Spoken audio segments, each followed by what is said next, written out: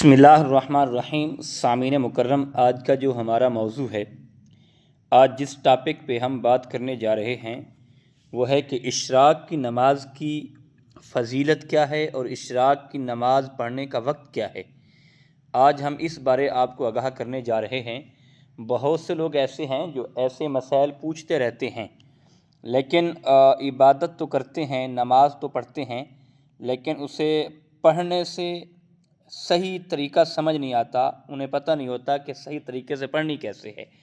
اور اب جو بات پوچھی گئی ہے، سوال کیا جاتا ہے کہ اشراق کی نماز کا وقت اور اس کی فضیلت کیا ہے۔ تو اشراق کی نماز کا جو وقت ہے وہ جیسے ہی سورج طلوع ہوتا ہے، یعنی سورج نکلتا ہے، سورج نکلنے کے بعد 10-15 منٹ بعد آپ اشراق کی نماز پڑھ سکتے ہیں۔ اس کی جو فضیلت ہے کہ اللہ کے نبی حضرت محمد مصطفیٰ احمد مجتبیٰ صلی اللہ تعالی علیہ وسلم نے فرمایا کہ جو بندہ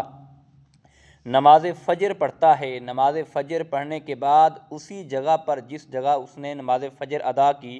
بیٹھا رہتا ہے، تسبیح پڑھتا ہے، ذکر و اذکار کرتا ہے یا قرآن پاک کی تلاوت کرتا ہے، اور کرنے کے بعد اور جیسے ہی سورج طلوع ہوتا ہے، اشراق کا ٹائم ہوتا ہے، اگر وہ 2 رکعت نماز اشراق پڑھ لیتا ہے تو اللہ کے نبی نے فرمایا کہ اسے 1 حج اور 1 عمرے کا ثواب عطا کیا جاتا ہے۔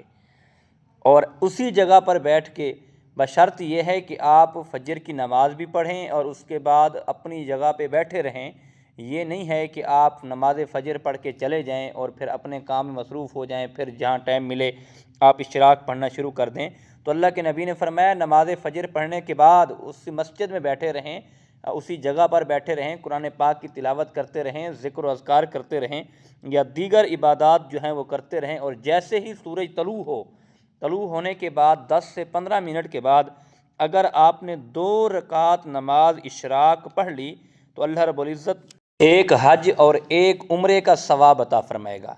اب یہ دیکھیں بہت بڑی فضیلت ہے۔ ویسے ہم حج کے لیے، عمرے کے لیے بہت بڑا پیسہ خرچ کرتے ہیں، سفر کرتے ہیں،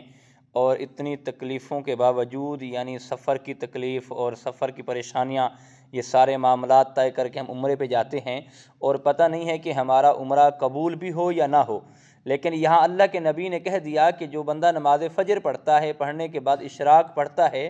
اور 2 رکعت نماز کی یہ فضیلت یہ ہے، فقط 2 رکعت پڑھنے کی، تو اللہ اسے 1 حج اور 1 عمرے کا ثواب عطا فرماتا ہے۔ تو پھر ہمیں یہ چاہیے کہ ہمیں اشراق کی نماز پڑھنی چاہیے، 2 نوافل اشراق کے پڑھیں تو اللہ ہمیں حج اور عمرے کا ثواب عطا فرما دے گا۔ ہمیں اس وقت کو ضائع نہیں کرنا چاہیے، اشراق پڑھنی چاہیے، اور اللہ پاک ہمیں عبادت کرنے کی، نماز پڑھنے کی اور اشراق پڑھنے کی توفیق عطا فرمائے۔ وما توفیقی الا باللہ۔